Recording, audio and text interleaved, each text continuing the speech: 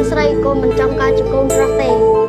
คือเหตุใดมันก้อนใหญ่จังព្រោះកូនស្រីពេលនៅតូចបានប៉ាម៉ាក់ស្រឡាញ់ពេលធំឡើងក៏មានប្តីស្រឡាញ់ពេលចាស់ទៅក៏មានកូនស្រឡាញ់បើសិនជាកូនប្រុសពេលនៅតូចប៉ាម៉ាក់ស្ដីឲ្យពេលធំឡើងមានប្រពន្ធស្ដីឲ្យកូនប្រុសពេលនៅផ្ទះគេថាអត់ប្រយោជន៍ពេលទៅធ្វើការគេថាអត់ខ្វាយខ្វល់ពីគ្រួសារ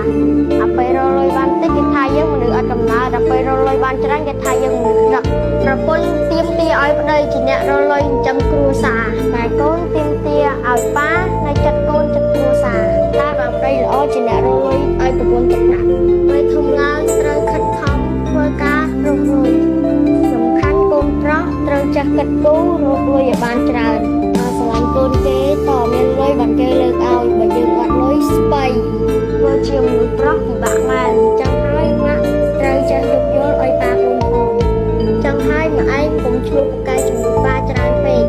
ម៉ាក់គួរតែបារម្ភពីប៉ាឲ្យបានច្រើនចឹងហើយម៉ាក់ឯងទៅដាំបាយធ្វើម្ហូបឲ្យឆ្ងាញ់មកប៉ាចិត្តមកធ្វើការឥឡូវហើយ